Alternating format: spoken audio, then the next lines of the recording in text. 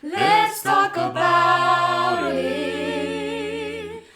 Welcome to Emotional and Mental Justice. I'm Yuna, and welcome to my podcast. My podcast is a place of familiarity. It is a place where we can learn to rediscover our hearts and our minds with an aim to live a life that we will love, where we can be free to be exactly who we are and with no apologies. Come and take a walk with me. Let us get that justice that we deserve. We all have emotions and think about things. Let's talk about it. Let's talk about it. Yay! Hi, welcome to Emotional and Mental Justice. I'm Yuna and welcome to my podcast. I'm here joined by Andrea Andrews, a friend of mine that I met several years ago. I don't actually know how long ago we met. I think I was asking you, wasn't I? Yeah. But for accuracy, I think we might need to look at the pictures. So, Andrea and I met at a mutual friend's birthday party. Many years ago, where we were sipping alcoholic drinks through teacups, was it? Yeah, so before we get into it, well, today we're going to be talking about how pain leads to power. And before we get into that, Andrea, for those people out there that don't know who you are yet, and just anyone who's going to watch you and fall in love with you in the same way I fell in love with you, tell us who you are and what makes Andrea Andrea. Well, hey, it is me. So I'm a woman, I'm a mother, and I am a person that is highly motivated. Sorry, apologize about my dog. Highly motivated. I'm very interested in empowering other women on their journey throughout life with all the different trials and tribulations that we experience as females, such as motherhood and careers and relationships, etc., and our own mental health. So what makes me me is just being somebody that advocates that in my friends, in my own daughter, family, and also trying to be the best version of myself possible. I love that. Yeah, I love that. And you know, the first time I met you, I got that from you instantly. I think we were placed next to each other at the tables, and I just remember talking to you for ages. I can't even remember how much I engaged with the others. Of course, we did. But before we got onto dancing and everything, you were just so open, and I could sense a similarity in the sense of how we both love empowering other women. And I've obviously followed you on Instagram, and I can see just you motivate me, all your posts, and even if it's a down day, you put a positive spin to it. So I love that about you. Thank you. Okay, so today we're going to be talking about several things you've gone through. I'll also be hearing all this for the first time because whilst I say we met a long time ago, we haven't met again since then. And I think our catch-ups have been sporadic, either over WhatsApp or social media and things like that. So I'm actually excited to hear about your journey for the first time. So thank you. I'm excited to tell you. Okay. So here we're going to be talking about several things that you've gone through. I'll name a few, but obviously you just talk about whatever you need to talk about. So we're going to be touching upon your full hysterectomy, your fitness journey, your marriage breakdown, and single mum life. Yeah. So the floor is yours. Where would you like to begin? Oh, well, I suppose we'll start the full hysterectomy. That takes me back a few years. So I was struggling. They thought perhaps with premenstrual disorder, like PMDD. I was experiencing a lot of mood changes like women do with, you know, your menstrual cycle. Often I think as females, we are told by society that that is natural or it's normal or you're being emotional or, you know, you're on your cycle or it's something like that. And I'm sorry about my dog. That I will move the dog so that he stops barking. And I just knew that there was something a little more to it, perhaps. So with that in mind, that sort of led me on to my marriage, I guess. It kind of intertwines. So during my marriage, I was also experiencing some stress with that. And I ended up leaving. I think I left my husband the first time because our marriage had broken down. But also on top of that, I was experiencing these dips, highs and lows, but a little bit more extreme with my menstrual cycles. And then I started to experience pain, but they couldn't work out what it was. So that was a little bit confusing and upsetting. And it transpired eventually that I had also endometriosis. So that's a debilitating condition that women can suffer from, where when you do menstruate, the process doesn't happen as it would normally, and it causes internal scarring and pain. So with all that in mind, I then went and had got on the list to have the procedure done. So as soon as I had some treatment, I started feeling better, almost immediately. Yeah, because I was feeling pretty bad before that. So, and then that led me on to wait until I had the operation done. Yeah, which was in the February 2019. 2019. Okay, so only a couple of years ago. Well, 3 years ago. Years ago, yeah. 3 years ago, yeah.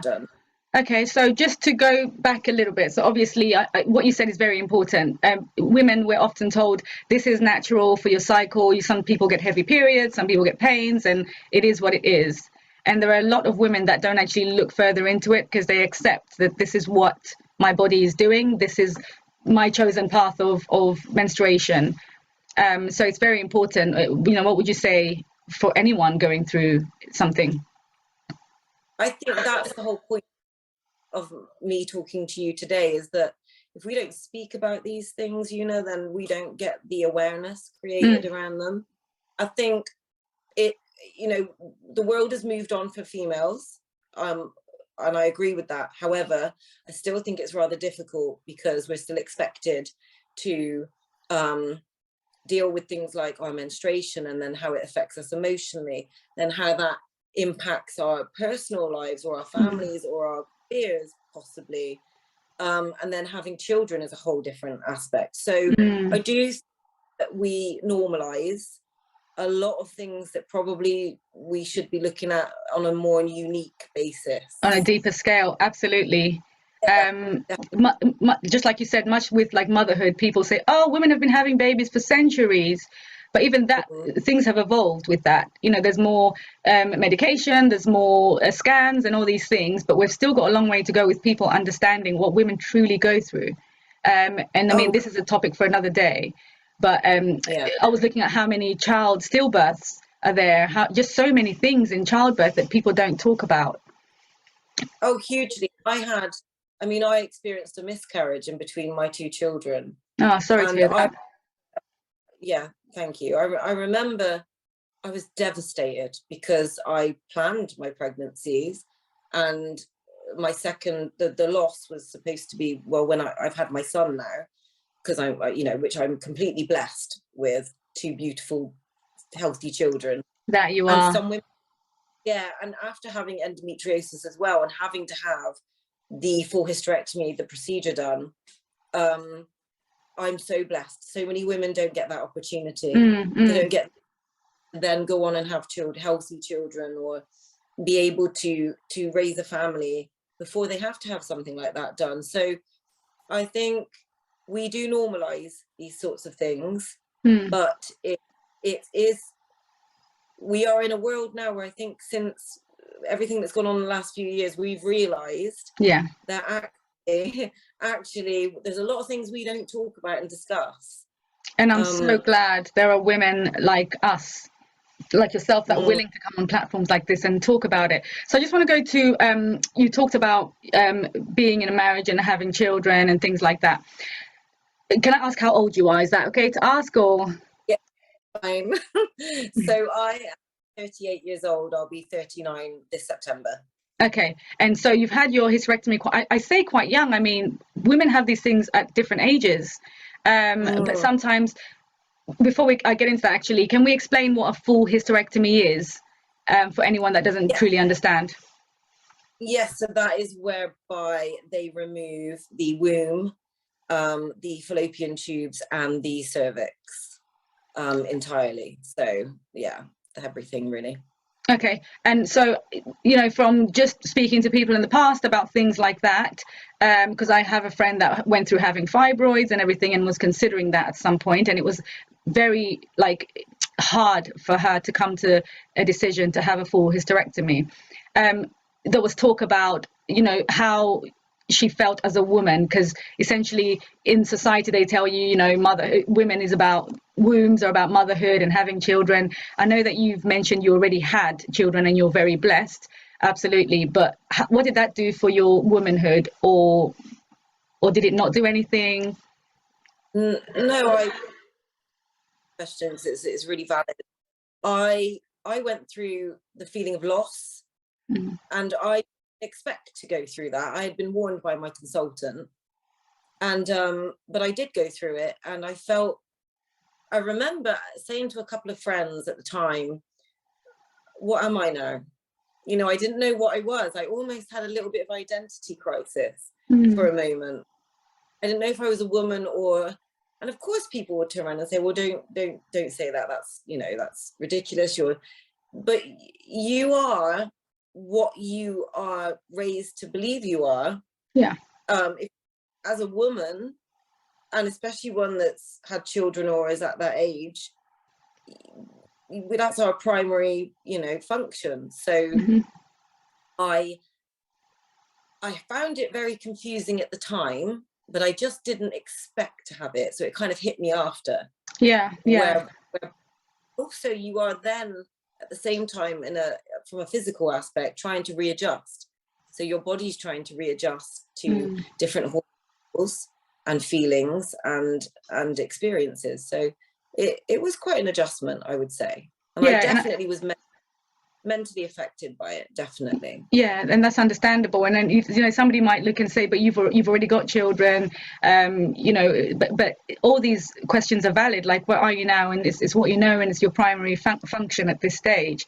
Did you ever desire to have any more children prior to your hysterectomy? I mean, I would have always ideally liked to have at least another. However, I had some problems having my children. So I nearly died having my daughter. I hemorrhaged really bad. Yeah, that was. And then my son had hemolytic disease. He had to be born. He had to be induced early. I had to have a emergency C-section, and he was quite sick. I had to have him in bed. So to be honest, it was quite a struggle for me with carrying and delivering, and a bit risky. So in an ideal world, I would have had more, but I think when I had to have the procedure done, for sure, I definitely felt like, well, that's it. Yeah. You know, but then at the same time, you start to think, well, but you have children, but you have this. But I think a thing that we do to ourselves, which isn't good for our, is we compare ourselves to other people. You can't do that. No. Yeah. That's where we need to gain the strength and the ability to stop ourselves from doing that. It's the self-worth, the conditioning of all of that. That's so important.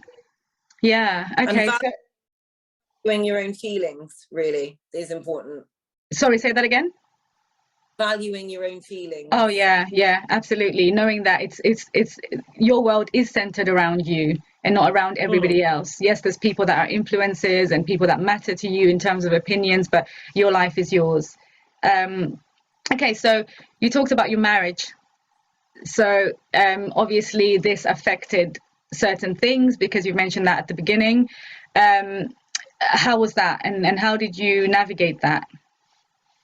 I think that I wouldn't say that this had the biggest impact on, per se, the marriage, where it was, the condition it was in at that point. But I think it had the biggest impact on how I viewed my marriage.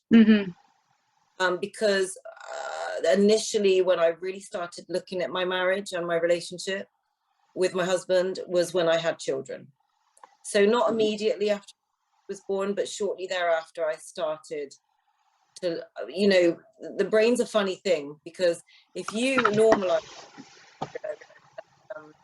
you condition yourself, or you're conditioned with your surroundings or people in your life, it's very hard to then recondition the brain or relearn different sort of learnings, if you will. So it was after having children, and then once I came into the hysterectomy, that definitely gave me a huge learning curve that I was in the wrong relationship, essentially. Okay. So you mentioned the first time. You said I left my partner the first time. Has there been a few times? No, I left him after being married. I left him once in 2018. Went back at the end of 2019, so about a year later, after the hysterectomy, because I was quite compromised mentally and physically at that point. So I had very little choice. But then I left him again. Last summer he left the property. So yes, but this time it's final. So So yeah, learning curve, definitely a learning curve. What makes you say that you realized you're in the wrong marriage? I think once you realize the skin that you're in, you realize whether your surroundings are correct and whether the people you're spending with are good for you. And that's got nothing to do with the other people or what they bring or what they don't bring. You can't control anything somebody else does or feel. Yeah. But you are in ownership of your own feelings and thoughts and decisions. Absolutely. Yeah, you've got to be able to connect the two, really, haven't you? So exactly, and absolutely, and I completely agree with what you said. It's not about the other person, and these conversations we have are never about outing or making the other person look a certain way. These conversations are very much about us and how we own, you know, our feelings, our thoughts, and our world, really.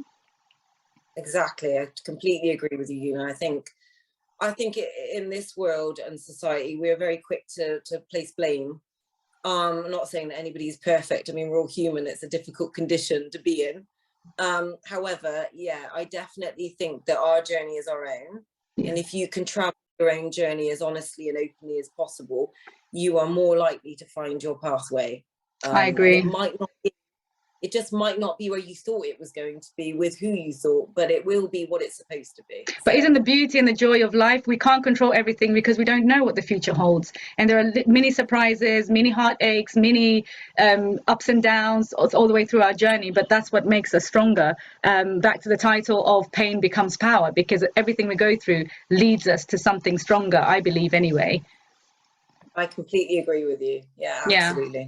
Okay, so emotionally and mentally, Andrea, how did you get through? Because it's very recent. It's only 3 years ago. I say only 3. One might deem it to be quite long, but it's only 3 years ago, and your marriage breakdown was also final only last year. So how have you got through it? Yeah, and I'm still going through an awful lot of difficulties and stress with the marriage breakdown now. So thick of it, really. How did I deal with it? Well, I'm an extremely strong woman, even by my own description. I'm not perfect. I make mistakes, but I've got great self-awareness. I have therapy once a week. I've had therapy for 5 years now. I love that. I feel like that's fantastic. My therapist says she's amazing. Yeah. And if you get a really good therapist, they will just walk alongside you. You won't be led anywhere. No. There's no decision on their part.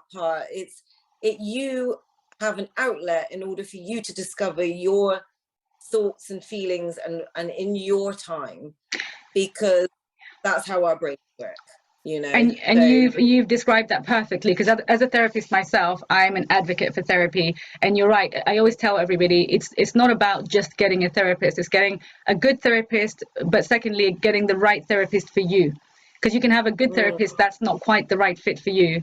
And I'm so happy for you that you've gone through a therapy journey, and well done to you for seeking that and going through it. Yeah, and you know what? I think everybody should have that opportunity. I'm almost I find it's just been invaluable. I can't even describe how invaluable it's been. It's really contributed to helping me discover exactly where I need to go and how I need to get there. So yeah, that's really, really assisted things. And it just helped me sort of clarify a lot of things in my own mind, because what we do often, which is what I said earlier in our conversation, was we will look at other people and compare ourselves to them and what they're doing and what they think. And often if you go to friends or family, you'll get a lot of advice, but it's often governed by that person's feelings or emotions or where they are from their frame of reference, not yours. Exactly. Yeah, that it is so good, because the therapist isn't giving you their frame of reference. They're allowing you to just explore, to explore your own. Yeah, that's what's so important. And I think the way that I've dealt with alongside that is I had a really difficult upbringing, challenging, very, and I think it builds a level of resilience in you, or you make a choice. You know, you're going to go one way or you're going to go another. So absolutely. And like I like what you said. You either make a choice, or sometimes it's out of your control. The choice is made for you somehow by whatever other people are in your life, or whatever path you end up taking without even realizing you're taking that. But even then, somewhere down the line, a decision gets made by yourself. Can I ask a bit about your upbringing? What were some of the challenges? Well, my mother had severe mental health problems, so she had quite bad bipolar disorder. Dominated quite a lot of my childhood, because I'm an only child, and I was born. My parents I was an accident essentially, whilst I was born in Ireland, and it was we were a Catholic family, so it was almost like make or break. You just kind of get on with it. Move to England, get married really quickly, and just try and make things work. Paper cracks, I describe it. Unfortunately, life has a funny way of catching up on you with things like that, you know. So it fell apart when I was very young. My mother got worse. Not my parents' fault per se. They're their own people on their own journey, and they did the thing that they need to do in the best way they knew. But it did. I was in foster care. It put a lot of challenges on me. And then there was like a lot of battling between my parents, court battling with things like that. So all of that put me in quite good stead for being resilient and tough, and probably having a higher functioning level. And again, I met my partner young. Yeah, you did. So I remember, were you high school sweethearts or later? He was a bit older than me, but essentially I was 16 when I moved out with him. Okay. So quite young. Yeah, and I think that probably led into a relationship of more codependency, which whereas you grow older and become a woman who then has children, you can change, you see, and then perhaps you're both too different. You absolutely change. I mean, you can't. Not many people can remain the same from 16 up into womanhood. We change, we evolve. You know, I say not many people because there are some people that are just complacent with where they are, how life takes them. But with somebody like you, when you talk, I can really hear and understand your strength and where you get that from, where you get your resilience, where you get your coping mechanisms from. And you sound like someone that's always striving for growth.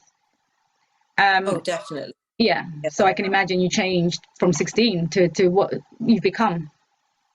Yeah, I mean, I wouldn't say that I've always made, brilliant choices or decisions, and I've made mistakes, but I've definitely evolved. But also not accidentally. Like there's been something in me looking for that evolution. It hasn't been encouraged by anybody. It wasn't particularly in my relationship or my family or anything like that, or even friendship groups, but I definitely have always had that voice in me. It's that hunger in you. It's your soul. It's that thing that's just niggling at you to fulfill your potential. I think, and Yeah. and you know, we have that. It's just whether we act upon it, isn't it? So yeah, and like I said, it's back to the thing I mentioned of people being complacent and not really acting upon it and just going with the flow. Yeah, and that's where the choice element comes in, essentially, isn't it? So yeah, exactly. Yeah. Wow. Okay, so single mum life. Mm. Do you want to tell me a bit about that? And just before I go into single mum life, actually, I just had a thought. With your full hysterectomy, before we fully come away from that, I know we can always touch upon it again. Do you worry about dating, or maybe you're not at that stage because you've only just come through a marriage? But when you tell people or meet people, do you ever think about whether or not you would inform them how they would take it and things like that? Yeah. I mean, my partner, or my husband rather, officially left, I mean, last July, but no, I've not been in a relationship since or anything like that. But that is a factor. However, I mean, at my age, like next year I'll be 40, it's less of an issue because you're more likely to come upon men that perhaps aren't looking to have any more children, or don't have children and don't wish to have them. So I find it's less of an issue, but it is still a talking point. Yeah, absolutely. There are people that do want to continue and have children. But if I'm being honest, my children are 7 and 11. I wouldn't particularly want to have any more now anyway. So if it's then what will be. So, and like you say, we're at that age group where, I mean, we're the same age. You're 30. You're going to be 39, did you say? 39 in September, yes. Okay, yeah. So I've just turned 39. In our age group, the whole dating situation or people that are looking for relationships essentially have either come through them and have already had children, or either are getting to an age where they don't want children anymore and things like that. So you find that there's enough people to meet. I mean, there's no shortage of of men or whatever. It's just Probably too many. Probably too many.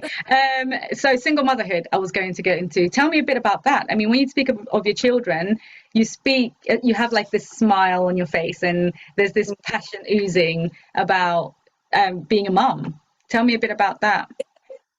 I mean, I planned it. I definitely, not from a young age. I was more in a survival mode as a child, but once I decided that I wanted to be a mother, I planned. So I made sure we got married first. I think he would have done it the other way around, but for me, I would have preferred to have been married, more security. But yes, I passionately love being a mother with a passion. I see my children as these humans that have been gifted to me, and it is my job to help facilitate their movement into the world, so that I love that. So as they grow into adults, they can be the best sort of version of themselves. So not perfect and not without flaws, and I can't make everything fantastic for them or pretend to them that the world isn't full of, malevolence or bad things. However, just to give them those tools so they're equipped to grow up with that sustainability and that confidence to go out and make mistakes and to have experience, and bring something to themselves and to the world around them. So I'm definitely very values based with raising them. Sometimes I like my children and sometimes I don't, Yuna. And that's normal. Like you said, no one's perfect, and we're allowed to have feelings and emotions. And they sometimes don't like me, and that's absolutely fine. I think we're like people that are living together, and they call me Dumbledore. Okay. She calls me Dumbledore because she says that so I am wise. She sees it as wise. Well, I mean, she's a child, so she's gonna think that, but I sort of can see things before they're going to occur. So I'm pre-warning, but I've also got to let her journey it. A little bit like Harry. They have to go through these things. I just need to be sort of there, I love that. And it's much like the therapist you just described, there to walk beside you, not there to tell you what to do per se, or there to walk your journey for you. But I love what you said as well about allowing them to make mistakes, allowing them to experience, and not pretending to them that life is hunky-dory. Exactly, because life is, and if we raise children to believe that it is, we are going to set ourselves up for such a difficult future. Yeah. Because we have to be able to regulate our emotions, and our emotions are not always going to be up there. I mean, that's why we have such a problem with addiction, you know. Yeah. People are looking for the high. So yeah, I'm passionate as a mother. I love them, but I don't do everything for them. I want to push them. Okay. So no, go ahead, sorry. No, so that's really important to me, that they learn. Yeah, I love that. Yeah, very important. Independent children, very important. I'm interested in the fact that you say single mum life. From what point did you consider yourself a single mum? Because I know you've just come through a marriage. From what point would you say you'd consider yourself a single mum? From last year, or? Yeah, well, things are a little complicated. So they've only just started to see their father after 6 months. Okay. And so I have been completely alone, because I've got no family here or anything. So yeah, I've been doing it completely alone whilst going through some other difficulties with the marriage breakdown. So it's been probably about as difficult as it could possibly get.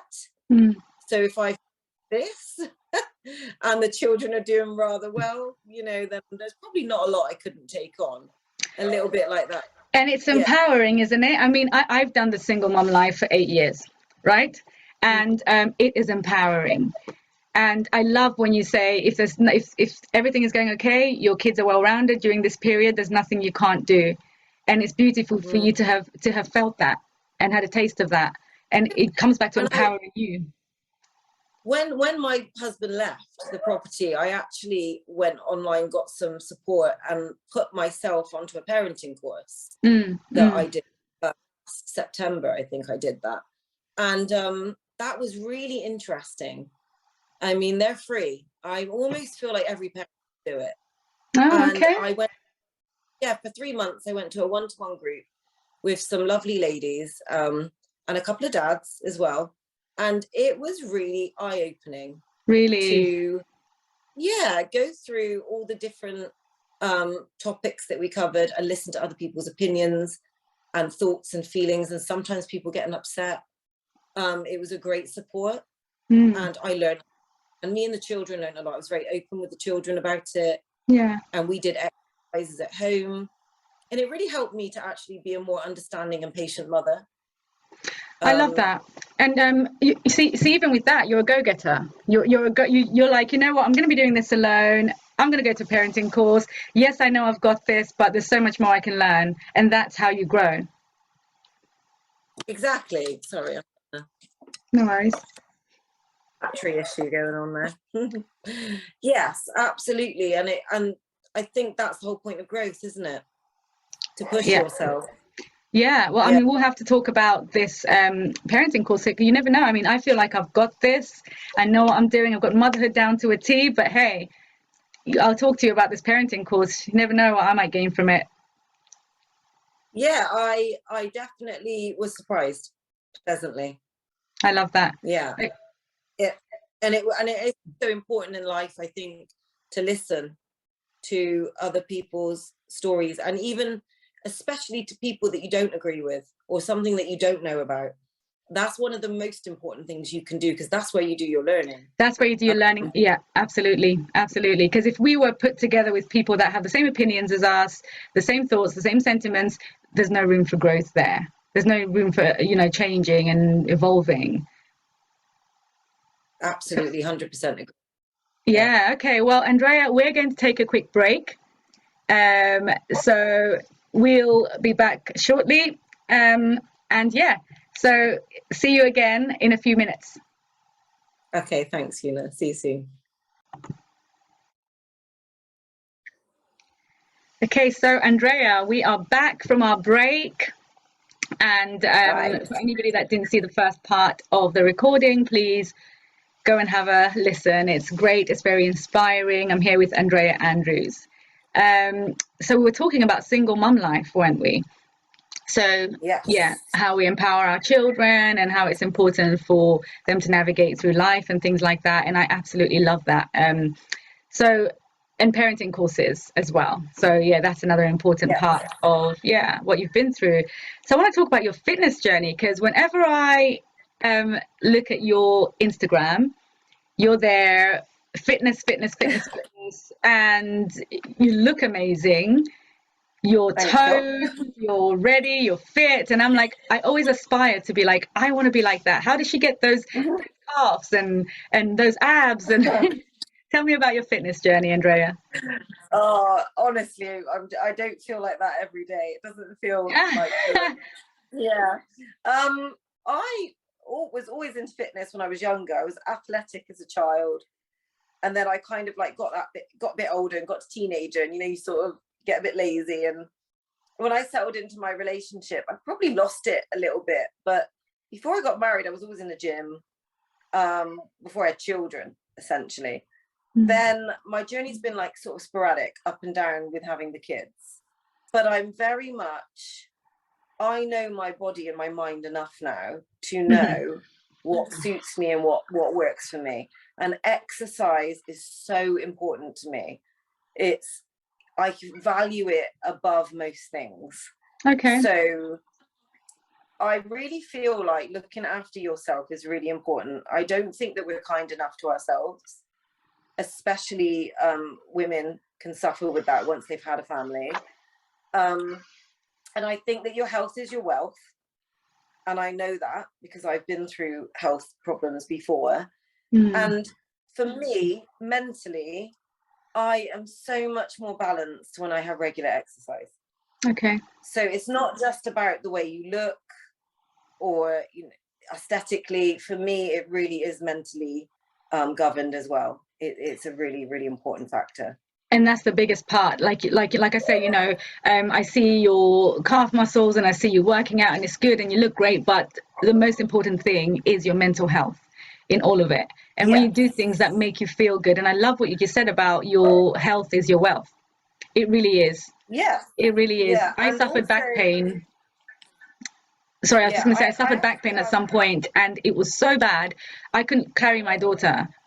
And I was like, oh my goodness, how as a mum, I can't even lift my daughter up or put her on a piggyback. And I was not taking care. Between the pandemic, I was working from home and I guess sitting, my posture and things like that. I didn't look after myself during that period, perhaps. Yeah, you have to have that check-in with yourself at some point as well, whereby you do ask yourself, not just with your physical, but you sort of check in with yourself and say, is everything okay here? Am I making the right choices in life? Am I being good to myself? Am I meeting all my obligations every day? Because otherwise I'm going to have things to worry about tomorrow or the next day. So I think lockdown put a lot of pressure on a lot of people, especially parents. But for me, not only does my fitness journey aid my mental health and my body, but it's a fantastic example to my children. Yeah. Because they're watching me and they're watching me look after my body. They're watching me value myself. They're watching me be strong. And they're watching me overcome obstacles and different things. If I'm using physical fitness and that is aiding my mental well-being, I'm going to handle things better. My children are going to witness that. Yeah, it's a good tonic. We are role models for them, and I love that you don't just live for you. Yes, your world is about you, but you're also here to remember that you're living for your children as well, and showing them what there is to be shown. Yeah. And also friends, like you said, you were inspired. I have so many people who tell me that, and women. I mean, every day I probably have a fair few women that I voice note just to support. I love that. And then I also do community volunteering. So I've got 2 clients that I support, and they're both amazing. women. Yeah, and that support, that it does help me support them, because if you're somebody that is motivated and trying to set an example and trying to live in the right way, you're naturally gonna spread some joy there. And you're not only motivated, but you're a motivator. And also I just thought of Mr. Motivator from the 90s. I don't know why. Not green, no. I don't know why I just thought of him, but yeah, you're a motivator, and I feel like if you can help one person, 2 people, you're going to spread that, and it's a chain. You know, they're going to feel so inspired to be able to help someone else. I mean, for me, I find that if somebody does good to me or is kind to me, I'm like, you know what, I want to be like that. I want to help someone in the way I've been helped, and it's a chain. It's funny with people because people are so unkind to themselves, and I do it. We all do it. We have these false narratives in our brain, but it doesn't take much to give people encouragement, and people don't need a lot. And when they do have it's funny how somebody lights up. It's very hard for somebody to experience being loved or being cared for and not enjoy it. I mean, it's impossible, right? It's impossible, exactly. Yeah, and that stuff spreads like wildfire. So it really does. It's good for the soul. Yeah. And sometimes I'll just wake up in the morning and see a post of someone's, and it will really just encourage my day. And I'll say, oh yeah, you know what? I am going to have a good day today. I am worthy. You are, absolutely, always. Yeah, and then I was going to ask you, so you say that it's good for your mental health. Yes, we all need things that are good for our mental health at all times. But for you personally, why is it that you feel that you need to feed your mental health? What's gone on for you? Well, definitely with the marriage breakdown, that's been I'm probably going through the most difficult time of my entire life right now. So the fitness is absolutely crucial. And for a little while, when I first split from my partner, my husband, I was like had to use it as a massive crutch to help with pain. So that's where I come to the title that you've named this podcast, Pain into Power. So Pain and Power, yeah. I mean, you named it, and I think that's a brilliant name. Yeah, well, and it describes your journey. You named it. It does. I feel like I've taken every bit of pain and turned it into my power, because I have that choice, and I've had that choice. Now I'm in a time and a situation where there's many women not in my position who are not as fortunate in many ways. And I think the most important thing for any of us to do is to always remember what we've actually got and what we've achieved and where we were. And we might not be exactly where we want to be now, but you think about where you were perhaps. And if you're making incremental changes along the way, that it's impossible for you not to start succeeding. Absolutely. So it can take time, it can take perseverance, it can take some pain, and you will get a lot of throwback, and there might be people that turn their back on you or try and, you know, disrupt your journey, but you've got to keep pushing on. Absolutely. And I always say to people that no feeling of pain or anything like that is ever permanent. You may feel pain again, but based on the situation that you have at the moment, just give it time. Sometimes give it time and give it the work, do the work, and it's not permanent. Yeah, everything takes time, everything. And time is a healer. And sometimes, so your response is far more impactful than your reaction. So Absolutely. You need to wait that out. Yeah, you need to slow things down, and you need to believe in yourself, trust in the process, and use whatever faith or whatever forms of positive reinforcement that you can use to help yourself get that little bit further each time. And try to be kind to yourself, really. Yeah. So you talk about empowering women and supporting women. Do you have a good support system around you? I know you mentioned not having family here. Yeah, but I've got some really fantastic friends and especially females supporting and helping me and just empowering one another, really. Yeah. I think there's been some people that have kind of fallen away or that I've lost. So that does happen when you change your life as much as I have. However, I've definitely learned something from everyone. I don't ever carry any hate or disdain. I mean, every night I pray, and I pray for everyone, including people that have caused me any pain or upset. because we're all on a journey and we all need that help and support to move through it. And, you know, like I said about time, for Christmas, a friend of mine bought me one of those, oh, what do you call them? You know, the time where you put the sand through it. Oh yeah, hourglass. Yeah, an hourglass, sorry. It's a big one. It's beautiful. Yeah. I've got it in my lounge. And I look at that often and I think about that in terms of life. Like you and I are, so you're 39, I'm going to be 39 this year. Mm-hmm. And you can often look at your life and think, oh, this is where I am. I'm panicked. Or what age am I? Or what's happening? You've always got the time. You just need to trust in that process. Yeah. And Yeah. believe in yourself. Yeah. And even if So the time is even if the time is a day, even if it's a year, even if it's 5 years, you've got the time to really live in the way that you want to make a life that you want, really, and that you can love. Absolutely. And you've got to think about your future self. And I'm just getting started, hon. Oh, I love that. I love that. You're just getting started. Yeah, after everything you've been through, it could go downhill, it could go upwards. You've chosen the route up. So it's going to be arduous, it's going to be difficult, and it's not always going to be pretty, but you're ready. But I'm ready. Let's go. You're ready to conquer. Yes, Andrea. You know, you talked about praying. I'm a Christian and I pray daily, and in my faith really helps me get through things. What does prayer do for you? So I would say I'm very spiritual, and I pray. I definitely believe there's a higher good. There's something beyond me. I have no arrogance in that, in my form of humanity and self-belief. And I feel fortunate to even be here, and grateful for everything that I'm given, and I try to do my best with it. But for me, praying, it's a way of putting down my daily armor, which I feel is there in order to take me through this strange world that we live in, with these weird concepts that we've created, you know, and conceptualized to make our reality. And it's to put it down and just to say, look, this is where I'm at right now. And I know that I don't have all the answers.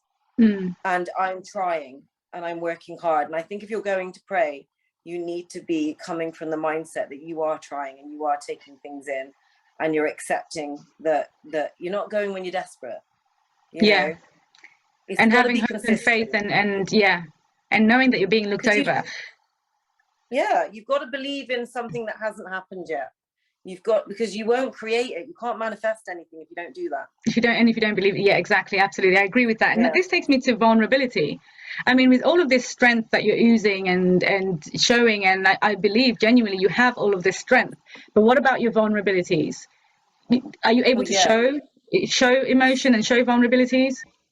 Yeah, I find it harder to show it to somebody on I don't want to say intimate level, but you know, like so friendship takes a while. That takes time. For me, that's deep. Things like relationships, I can't even. That I think would be a struggle. But in terms of my actual vulnerability, I'm very open about that. I definitely constantly get the moments and the false narratives coming up, and then I have to stop it and say no, because you're running off of old traumas, or you're running off of triggers that you can. They're old traumas coming up. In reality, you can shape your future and you can use your present to do that. But I definitely get the vulnerabilities where I think about my age and I think about what we've discussed, such as the hysterectomy, single parenthood, wondering if you'll ever be back in a relationship. Like, again, can you do things alone? You know, my car tire blew up on the M5 recently. I had 2 kids and a dog for an hour and a half in the freezing cold on the way back from Dawlish. Just little things like that. It's hard. And it's scary. And it wouldn't be realistic to say you've got everything. You know, you can believe in it, you can try your best, but to say you don't have any fears around it and things like that may not quite be realistic. Because like you said, it's scary, but you got through it somehow, and you're here now. I think the way that people the way that you make people stronger is you expose them to their fears. So that takes courage. Basically, that is courage, because if you're going through things in life, it's very easy to just sort of go along, normalize, put up, shut up, and carry on and keep paper and cracks. Yeah. We Can I live just in ask? Sorry, No, sorry. Carry on. Carry on. We live in the easiest society to do that now, because Yeah, everything's so absolutely. easy. Absolutely. You can Can I order just ask, anything. what are your fears with letting yourself be vulnerable in a friendship and a relationship? Being hurt. Have you been hurt before? Oh yeah, many times. Yeah. Okay. I think that if you open your heart, you do risk an element of that, but you can't close it. If you keep it closed, you'll never let it in and you'll never find it. Yeah. So that then wouldn't be fair on yourself. So slow steps, baby steps sometimes. Yeah, and being kind to yourself as well is really important. Yeah. Can I just ask as well, what are just a few questions before we come towards the end of this conversation? What are some of your darkest moments that you've been through? In general, or? Yeah, I mean, in life, I mean, I feel like there's probably been so many. I say so many as if I know. Just from what you've talked to me about today, I feel like you've been through some times. I'm just trying to figure out what they've been and how you've really got through that. And a question to follow that would be, what advice would you give to anybody that's going through a hardship? I think becoming a mother was difficult when I didn't have a mother myself. That was hard. And like the difficulties I went through, I had postnatal after my daughter, but I didn't get any help. And the miscarriage, and also having to walk away from people like my mother. Those things have been hard, and my marriage. So it's almost like a grief, I would say. And I think trying to be a parent or be a mother when you're already trying to heal your own trauma is probably one of the hardest things that you'll do. But what advice I would give to anybody would be, you have to believe in yourself and trust in the process. You cannot allow things that have happened to you to determine where you're headed. Because if you do allow that, it will control your future. And that's very good advice. Yeah, you have to have that faith, and you have to believe in yourself, and you have to know that today might be really difficult, but it's not your tomorrow. Nothing is ever permanent, like we said. And I feel like everything you described just now, like walking away from your mother and your marriage breakdown and your children and things like that, it all sounds overwhelming. And then when you have to parent, when you're going through your own things, that takes a lot. So I want to say, well done for being the woman that you are. I think you're very inspiring. I think you're very strong, and I understand, and I can see that there are vulnerabilities there that you don't always or necessarily show, but you know, you're positive, and I love that about you, and I'm sure anybody watching will be inspired by you. I hope so, and I hope that it helps people, because I think that's the whole point of us being here, is to support one another, make changes. Absolutely. You can't do that if you don't speak out, so you've got to do it. Yeah. So, okay, do you have any regrets? No, I regret nothing. I think that I don't think anyone should regret anything. I've made mistakes, for sure. Definitely made mistakes. Probably will continue to make a few along the way. But I think that's the human condition. But regrets, no. I don't regret anything. Because we hold on to something we can't change with regret. And then unfortunately you're tying yourself then to something that you find traumatic, and I don't think that's helpful to your journey mentally or spiritually. But I think that no, I don't regret anything, and the precise reason is I'm exactly where I'm supposed to be, no matter what way anybody else perceives or determines it, it's where I'm supposed to be, and then I decide where I'm going to go next. And that is the most important thing. Yeah, I love that. I just want to point out as well that with regret, I agree with everything you've said. But I just want to point out that there's nothing wrong with the feeling of regret, and there's nothing, because it's a human emotion. But when you've got that, it's what you do with it, how you navigate that, and how you come out of it. Because we need to leave that regret behind. It's detrimental to our well-being. Because if some people are still feeling that regret, another huge thing that we haven't really got time to touch on is shame. Shame is a massive thing, and people will often then feel shame, which then leads to regret, or regret that leads to shame. And it's so important to journey that and be kind to yourself, because you might feel that today, but you might not feel that always. I agree. And shame, you're right. I mean, shame is massive. I know we're closing. We'll just give Shame a couple of minutes, because I know we both have I guess school runs, but maybe let's give Shame a couple of minutes here. Tell me your take on shame, and if it's played a factor in your life, played a part. I think that the shame is a huge thing, and shame can be very, very destructive. It's a destructive emotion. You can self-sabotage with that, like you wouldn't believe, with that emotion. And it can savage things that you've worked hard on. So I think that the way that we should tackle shame is to deal with it head on, like go find the dragon and slay it.